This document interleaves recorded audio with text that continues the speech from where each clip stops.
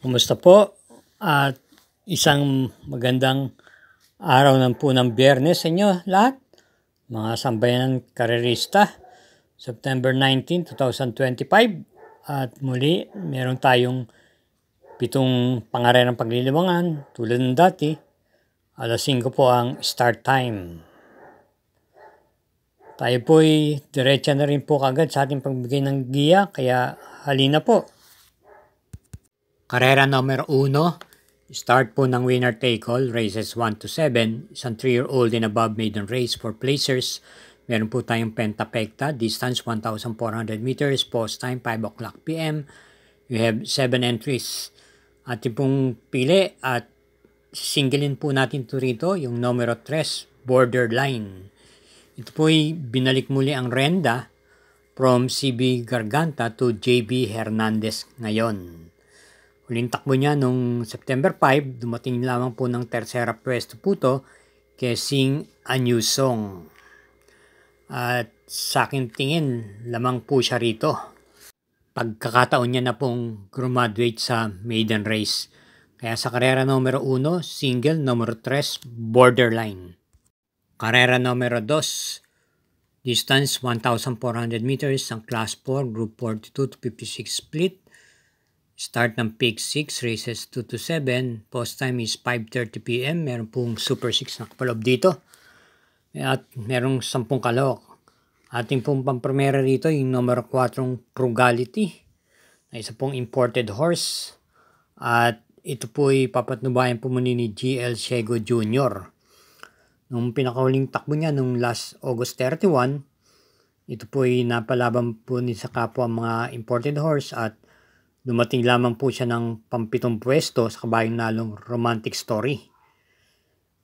Ito po ay pwedeng isabay sa unahan at i-pacing, at para sa distansyang 1,400 meters, meron po siyang 1 minute and 24.6 na lubhang kunti pagbabasihan natin ay mas maganda po ang preba niya kumpara sa mga katunggalin niya ngayon. Gayunpaman, bilang pamproteksyon, isama po natin yung numero 2, Sabel, na kagaling lang sa panalo nung last August 30 kung saan tinalo niya po sila Bantay Sarado as Mystic Jude. Kaya para rito sa karera numero 2, pampremera yung numero 4, Frugality, at panigundo yung numero 2, Sabel. Karera numero 3, start ng Peak 5, races 3 to 7. Isang class 5, group 17 to 41 split. Distance 1,400 meters. Start time is 6 o'clock p.m. 10 entries. Ating pong first choice dito yung numero 2, Queen Margot, na muling rendan po ni JB Guerra. Nung last run niya, nung September 7, ito po'y pang-anim lang pong pwesto dumating sa kabayang nalong Maki Boy. At bilang panigundo po natin dito yung debanderistang numero 3, Justifiable, na nung last August 16 ay hindi po ganong kinakitaan ng buti at dumating lang po ng pang-siyam na pwesto, kabayang nalong Don Lucas, at muli siyang rendan ngayon ni LF De Jesus. At bilang panersera po natin dito yung numero 9, Sinag, na nagagamayan na po ni PR Dilema, may tuling at pwedeng i-pacing. Last run niya noong September 7, pampito lang po dumating to kay Maki Boy. Kaya para rito sa karera numero 3, pampremera yung kalok numero 2, Queen Margot, panigundo numero 3, Justifiable, at panersera yung numero 9, Sinag. Karera numero 4, start ng Peak 4, races 4 to 7, distance 1,400 meters, ang class 5, group 17 to 41 split with pentapekta. Start time 6:30 p.m. at meron tayong 8 entries sa ating pampremera rito, at sa tingin ko medyo lamang po ito rito yung numero 2, Fast Sailing, na isa pong trimate at gamay na gamay po ni NC Lunar. Bagamat nung huling takbo niya nung August 27, ito hindi po kinakitaan ng buti at mga pangalawa lang po sa hulihan dumating to dun po sa karerang pinalunan ni Namayan. Pero nung last July 11, ito po'y dumating po ng segundo pwesto kay Success of Times. At bilang panigunda naman po natin dito yung numero 5 Flying Eagle. Nararenda naman po ni AB Cabarrios. May angkin tuling at pwedeng i-pacing. At panersera po natin dito yung numero 4 Happy Julian na si Joel Ciego naman po ang mga matnubay. Kaya para rito sa karera numero 4 Pamprimera yung numero 2 Fast Sailing, panigundo numero 5 Flying Eagle at panersera yung numero 4 Happy Julian. Muli po tayong nagpapaalala, huwag po tayong makakalimot na mag-subscribe, pag-share na rin po at i-hit po natin yung like at notification bell button. Salamat po.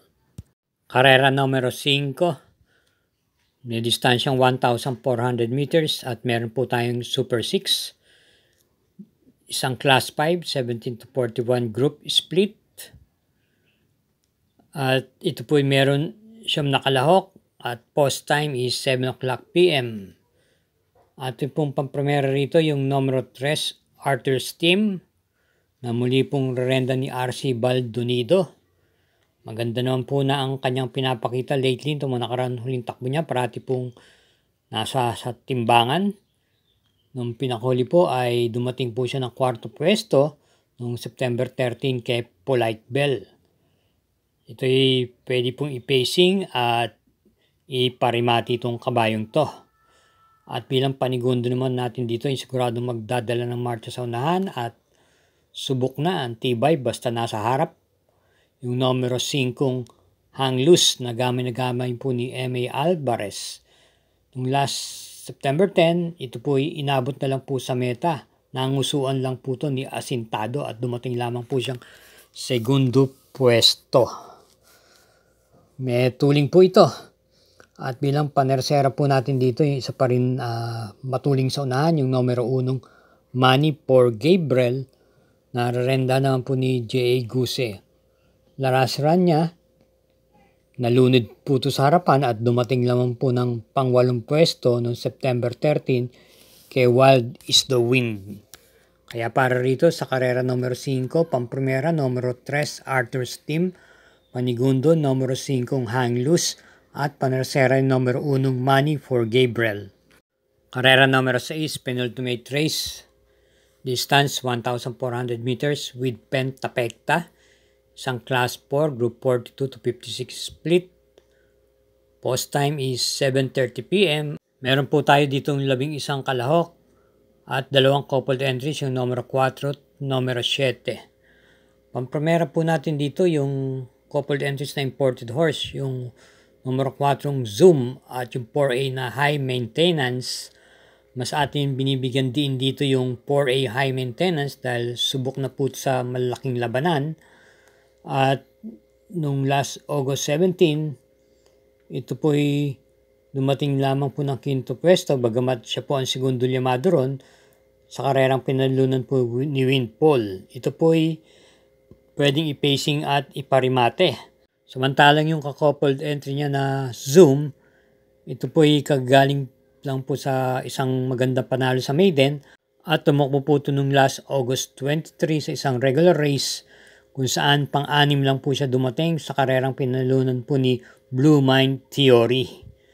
At bilang panigundo naman po natin dito, yung isa pa rin imported horse, yung numero 3 Neferure, na papatnubayan naman po ni K.E. Malapira. Noong September 7, pang-anim lang po ang nakuha ang pwesto niya doon po sa karerang pinalunan po ni Tasha. Same rider pa rin po, K.E. Malapira. Kaya para rito sa karera numero 6, pampremera yung coupled entries na imported horse, Zoom, High Maintenance at panigunda yung imported horse numero 3, Neferure. Karera numero 7, last daily double, paratingan po ng winner take all, pick 6, pick 5 at pick 4. Ito po ay may distansyang 1,400 meters, isang class 5, split group 17 to 41 at meron po tayong Super 6 dito. Post time is 8 o'clock p.m. at binubuo po ng 11 kalahok, isang coupled entries, yung numero 7. Ating pong first choice, yung galing sa bakasyon At may buti po itong kabayong to, baka madihado po siya rito. Yung numero 2, Out of Touch. Nare-rendan po ni J.D. Huko. Ang estilo po nito ay may tuling po itong kabayong to at pwede po itong i-pacing. At bilang panigunda po natin dito yung numero 3, H. Holy na Mary Mate. Na kwarto pwesto lamang po nung huling takbo niya nung last September 7 sa kabayong nalong Mythic Leila at papatnubayan po siya muli ni CB Garganta. Bilang panersera po natin dito yung coupled entries na numero 7 Golden Silver sa yung 7A French Leather. Maganda po ang kombinasyon. Ito ay isang dibandera yung Golden Silver at samantalang yung 7A na French Leather ay pwede pong i-pacing o umalalay at Mary Mate rin naman po ito. Kaya muli, para rin sa karera numero 7, pamprimera yung numero 2, Out of Touch. Panigundo yung numero 3, H. Holy.